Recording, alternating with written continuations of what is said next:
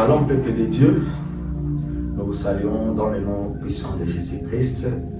Vivre Christ, ministre, nous sommes là et je pense que les amis peuvent vous saluer. Bonsoir.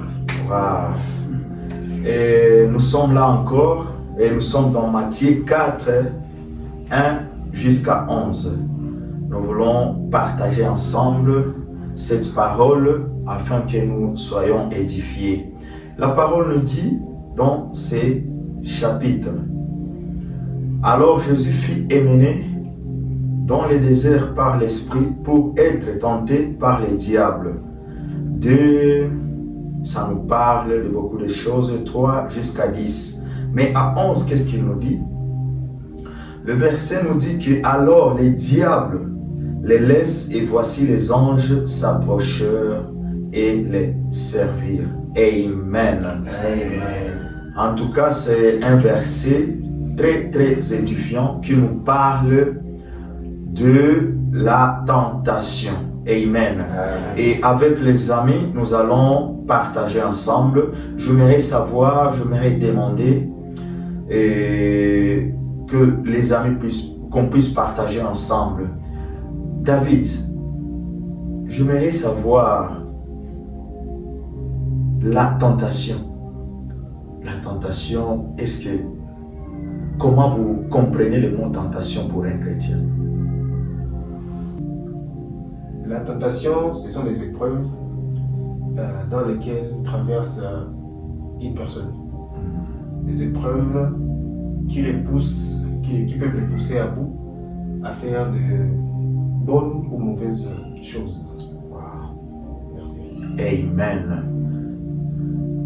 J'aimerais savoir de l'autre côté, frère Richard, est-ce que la tentation est bonne pour un chrétien ou bien je ne sais pas?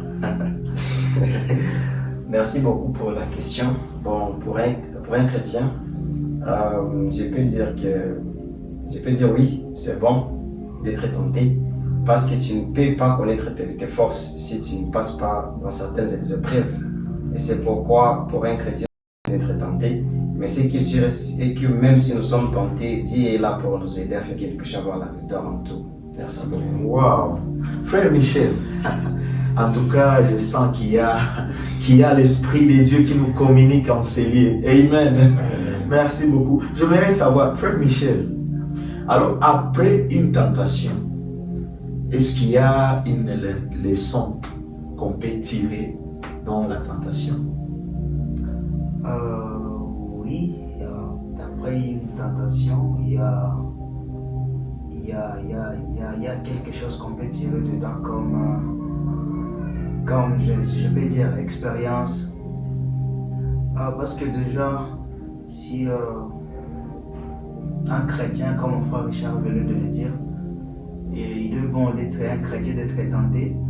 Donc une fois que tu as été tenté, déjà après cette tentation-là, donc tu sauras déjà comment est-ce que tu peux conseiller quelqu'un d'autre qui est en train de passer par là. Ouais. Tu sauras comment est-ce que lui orienter. Tu sauras déjà comment est-ce que tu peux lui conseiller afin qu'il puisse sortir de la situation en état vainqueur. Alléluia. Amen. J'aime ça. J'aime ça vraiment. Que Dieu nous bénisse tous. Amen. Alors, ici, à travers l'expérience de Jésus-Christ, parce que nous sommes Vivre Christ ministre. Wow. Vivre Christ ministre. Et ici, on nous parle comment Jésus a été tenté. Et dans le premier verset, qu'est-ce qu'on nous dit? Jésus fut emmené dans le désert. Parfois, il y a des chrétiens qui disent que non, Dieu ne peut pas accepter que nous soyons tentés. Mais ici, je vois la parole me dit que Jésus a été amené par l'Esprit. Ça veut dire que l'Esprit de Dieu, je pense. Est-ce que c'est vrai? C'est vrai. Dieu peut accepter que la tentation nous arrive. Frère David. J'aimerais que mon frère Richard réponde à la question. Wow. Merci beaucoup pour Cette question, si Dieu peut vouloir que la tentation puisse arriver. Une chose est sûre que je sais que la Bible dit dans Romains 8, que toutes choses concourent au bien de ceux qui aiment Dieu. Amen. Donc les biens, les mal Yes. concourent afin que nous puissions avoir de bonnes choses. Wow. Alors si Dieu amène la tentation sur notre chemin, ça peut être aussi la stratégie de Dieu afin que nous puissions avoir la victoire. Wow. Amen. Et donc Dieu connaît ta capacité, il connaît ma capacité, Bien sûr, il bien connaît la capacité des chrétiens. Bien sûr. Raison pour laquelle il accepte Ouais. que nous puissions être tentés. Il peut vraiment Qu'il soit loué. Qu'il soit béni. Amen, amen and amen. Amen.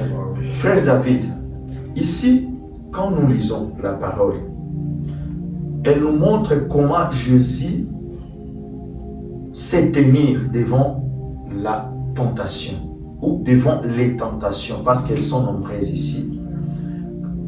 Et j'aimerais savoir quelles sont les astuces que nous devons utiliser devant la tentation ou devant les tentations. Alors, les astuces que nous avons d'utiliser devant les tentations, premièrement, c'est la parole de Dieu. Yes. Nous devons garder la parole de Dieu dans notre cœur, et sachant que Dieu, il est toujours fidèle pour accomplir ce qu'il dit. Amen. Alors, si Dieu nous a promis que toutes choses concourent à notre bien, c'est qu'il ne peut pas laisser que quelque chose de mal nous arrive. La deuxième chose, c'est la confiance en Dieu. Faire confiance en Dieu, savoir que peu importe ce qui se passe, peu importe les turbulences dans lesquelles tu es en train de traverser, savoir que à la fin, tu seras toujours victorieux. Comme Job l'a dit, que même le dernier sur la terre, je sais que mon Rédempteur s'élèvera. Amen. Amen. Merci beaucoup. Amen. Wow. C'est très profond, la parole de Dieu. Et c'est le roi David qui nous dit, ta parole est une lampe à mes pieds. Et donc, nous devons nous coller, nous devons nous rapprocher de la parole. Amen. Car c'est un moyen qui fera qu'on puisse vaincre les tentations. Amen. J'aimerais savoir ou demander à mon frère Michel, une fois, l'Esprit de Dieu te dit, Michel, je vais t'amener quelque part. Je t'amène quelque part pour que toi, tu souffres, tu deviens un problème pour, par exemple, frère Richard, frère David, pour moi. L'Esprit de Dieu te communique que je t'amène quelque part afin que tu sois une solution, mais toi, tu vas souffrir. Comment tu peux te comporter? Déjà, c'est comme je l'avais dit l'autre fois, que lorsque Dieu nous fait passer par quelque chose, par un moment, ça peut être un moment difficile, c'est pour toujours une raison. Et il ne le fait pas seulement pour nous, mais il le fait afin que lorsque nous allons quitter de là, que nous soyons capables d'aider les autres qui sont en train de venir derrière nous. Parce qu'il n'est pas en train de le faire parce qu'il ne veut pas de nous, il n'est pas en train de faire cela parce qu'il veut nous punir, non. Mais il est en train de le faire pour ton bien aussi. Cette situation-là, j'aurai toujours, ou j'accepterai toujours, parce que je sais que même lorsque je serai dans cette situation-là, Dieu sera toujours avec moi. Amen. Donc, Dieu, il nous donne pas, c'est quelque chose, je dirais, c'est comme un examen. Il est le Dieu qui te donne l'examen, mais il est encore avec toi pour faire cet examen. Amen. Donc, il est en train de te montrer comment est-ce que tu vas réussir donc, à cet examen-là qu'il t'a donné. Amen. Donc, vraiment, je ne douterai pas, je serai toujours d'accord avec ça parce que j'ai cette confiance. Amen. Et donc, tu seras obéissant. Oui, je vais être Tu seras obéissant. Wow. Ça, c'est très profond. Vous savez, ces derniers temps, par rapport à ce que j'observe, je vois que beaucoup de chrétiens manquent cette astuce-là d'obéissance. Parce que les gens prient beaucoup, les gens fréquentent beaucoup les églises, mais cette astuce-là de l'obéissance manque. Ici, là où nous venons de lire, la parole nous dit que l'Esprit a fait quoi? Amené. L'Esprit a orienté Jésus-Christ. Et comme l'Esprit lui avait orienté, Jésus-Christ pouvait faire quoi? Pouvait refuser. Mais il a été obéissant. Je ne sais pas, par rapport à votre observation ces derniers temps, frère Richard, comment vous pouvez dire par rapport à l'obéissance aux gens qui nous écoutent? Oui, avec ce point vraiment, nous avions remarqué qu'il y a tellement de chrétiens qui ne respectent pas, qui ne sont pas obéissants à la parole de Dieu. Parce que vraiment, si on n'oublie pas la parole de Dieu, à la voix de Dieu, ce sera impossible d'accomplir ce que nous avons accompli dans notre vie. Parce que c'est lui qui doit nous guider, c'est lui qui connaît ce qui vient demain. Amen. Amen. Parce que alors, si nous partons seulement par notre propre intelligence, nous allons nous perdre. C'est pourquoi tellement de chrétiens se perdent. Parce qu'ils ne laissent pas le Saint-Esprit leur conduire. Parce que Jésus a bien dit, et il a bien précisé avant qu'il ne parte chez son Père, que je ne vous laisserai pas des orphelins, mais je vais vous envoyer le Saint-Esprit qui vous conduira dans toute la vérité. Parce qu'il connaît déjà la vérité. La vérité que nous cherchons, c'est dans le Saint-Esprit. Si nous laissons que le Saint-Esprit nous oriente ou nous conduise, si nous sommes obéissants à sa voix, donc lui, il connaît déjà le map, il connaît déjà la stratégie, il connaît déjà les lendemains. Alors, il serait mieux pour tout chrétien d'être obéissant à la parole de Dieu et d'être conduit avec le Saint-Esprit. Amen. Je sens de l'autre côté, il y a l'onction qui me dit fais parler. Il y a quelque chose qui monte dans mon cœur. Frère David. L'obéissance à Dieu, c'est quelque chose qu'un chrétien doit prendre au sérieux. Parce que la Bible dit que si tu résistes à l'esprit fuit. Yes. Alors, c'est pas bien de résister à l'esprit quand l'esprit te conduit à faire quelque chose. Quand l'esprit te conduit à faire du bien, respectons et obéissons le Saint-Esprit. Ne cherchons pas à voir la manifestation du Saint-Esprit sans passer par le cours de l'obéissance à l'Esprit de Dieu. Merci beaucoup. Ah, wow. Ne passez par quoi? Ne passez pas? Ne pensons pas avoir la manifestation de l'Esprit. Ne pensons pas à avoir la manifestation du Saint-Esprit sans être obéissants au Saint-Esprit. Et c'est là où nous devenons de féticheurs dont l'Église sans les savoir. Alors que je sens vraiment que Dieu nous parle, Dieu nous communique de grandes choses. Et si nous tenons à considérer ce que nous venons de dire, je pense que demain, après-demain, tu vas témoigner par rapport à ta vie chrétienne. Alléluia. Et aujourd'hui, nous avons parlé de la tentation. Et en bref, qu'est-ce que nous avons dit? En général, nous avons dit que la tentation, c'est l'épreuve que Dieu amène devant un chrétien. Et quand il y a une épreuve, ça veut dire que Dieu t'a donné le pouvoir de vaincre cette tentation. Et enfin, nous avons dit que pour vaincre les tentations, nous devons nous coller, nous serrer de la parole de Dieu, comme l'a fait Jésus-Christ de Nazareth. Amen. Comme nous sommes à la fin, j'aimerais que les amis puissent dire juste un mot pour terminer notre séance d'aujourd'hui. On commence par notre frère Michel. Michel.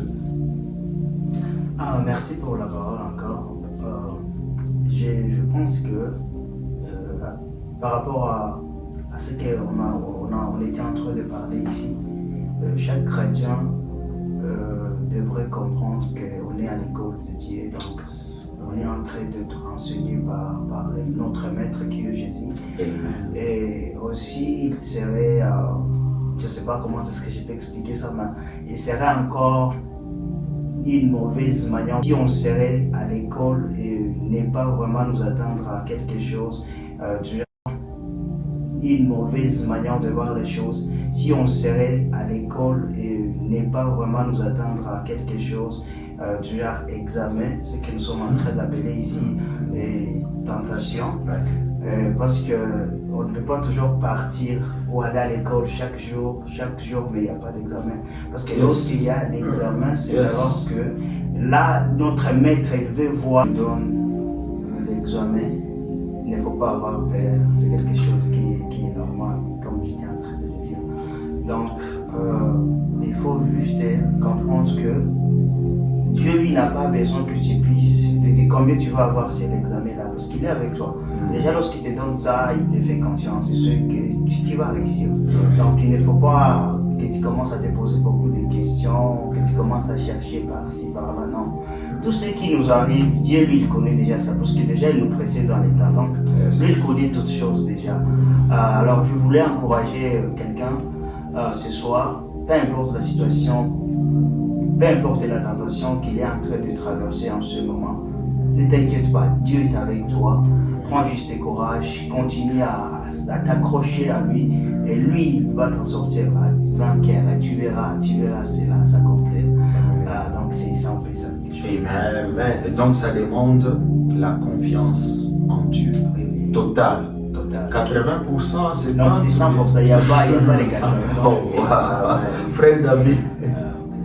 Alors moi j'ai aimé le dernier verset, le 11e verset qui dit que Jésus, après avoir été tenté, Dieu lui donna ses anges. Alors c'est un verset qui nous encourage et qui nous montre à quel point il y a une très bonne fin pour toute personne qui croit en Dieu. Il y a une très bonne fin pour toute personne qui donne à Jésus-Christ ses fardeaux, parce qu'il a entendu dire à tous ceux qui sont fatigués, venez à moi et je vous donnerai du repos. Matthieu 11, 28. Yes. Alors, le psaume nous dit, même quand je marche dans la vallée de l'ombre de la mort, je ne crains aucun mal, parce que ton bâton et ta roulette me rassurent.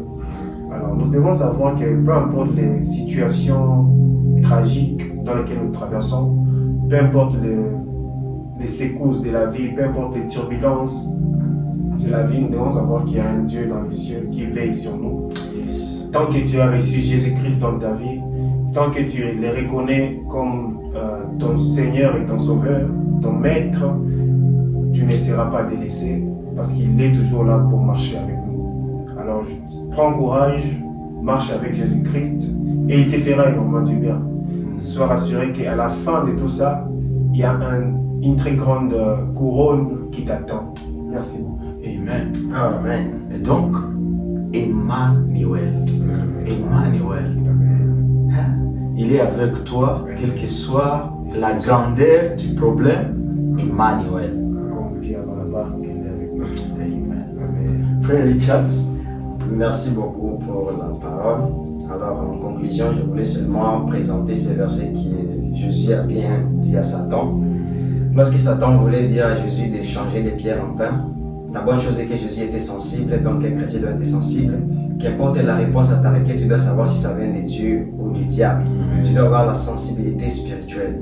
Une autre chose ici, il y a une image dont on nous montre ici, et que lorsque Jésus avait répondu au diable que l'homme ne vivra pas du pain seulement, mais de toute parole qui vient de la bouche de Dieu. Yes. Ça veut dire qu'il y a la nourriture qui est charnelle et il y a la nourriture qui est spirituelle. Alors que l'esprit est plus fort que le corps. Yes. Amen. Yes. Amen, amen. Amen. Alors ça serait bien de se nourrir de Jésus-Christ qui est la parole de Dieu, celui qui va fortifier notre esprit par la parole, par des jeûnes, par des prières. Et Jésus-Christ sera avec nous, que Dieu vous bénisse abondamment. Amen. Et donc, tu ne sauras pas répondre au diable si tu n'as pas la sensibilité spirituelle. Et si tu n'as pas la parole en toi, tu ne sauras pas répondre aux problèmes qui s'accrochent à toi, qui marchent avec toi. Et donc, aujourd'hui, nous t'encourageons de marcher, de lire la parole et de connaître Jésus-Christ qui va amener une révélation dans sa parole. Amen. Nous allons prier pour ceux qui nous écoutent, parce que je sais que cette parole n'est pas là en vain. Cette parole est venue afin qu'une personne puisse être aidée. Et nous allons prier pour toi à ce moment. Père, nous te bénissons pour ce moment. Nous te glorifions, oh Dieu, pour cette parole qui est venue à ces moments, à ces instants. Car tu connais qu'il y a une personne qui nous suit et il a beaucoup de problèmes. Il traverse, Seigneur, des choses qui font assez qu'il ne puisse pas comprendre. Oh Père, à ce moment, je te prie, éternel Dieu Tout-Puissant, de toucher cette personne qui est derrière cette caméra. Oh Dieu, ta parole est venue afin que tu puisses toucher ton peuple, que tu puisses guérir ton peuple. Et à ce moment, je déclare que cette personne soit guérie à travers cette parole. Dieu Tout-Puissant, je crois que ta parole change, que ta parole vérifie, que ta parole réconforte. Et à ce moment, il y a une personne qui est réconfortée, il y a un papa, une maman, il y a un jeune, un enfant qui est réconforté dans le nom puissant de Jésus-Christ. Car tu as amené cette parole afin que tu puisses marcher, se mettre debout, que tu puisses témoigner la grandeur de Dieu dans sa vie, quel que soit ce qu'il traverse. Je crois que tu changes, tu changes. Et à ce moment, à travers cette parole, que sa vie soit changée dans les noms puissants de Jésus-Christ. Je les déclare, je les déclare, je les déclare, je déclare la vie, je déclare la guérison, je déclare, Seigneur, l'élévation, je déclare le travail, je déclare, Seigneur, toutes sortes d'ouvertures dans sa vie, dans les noms puissants de Jésus-Christ. Merci, oh Dieu, nous te bénissons car tu l'as fait au nom puissant de Jésus-Christ. Amen, amen et amen. Que Dieu vous bénisse et on se revoit dans la semaine prochaine. Bye.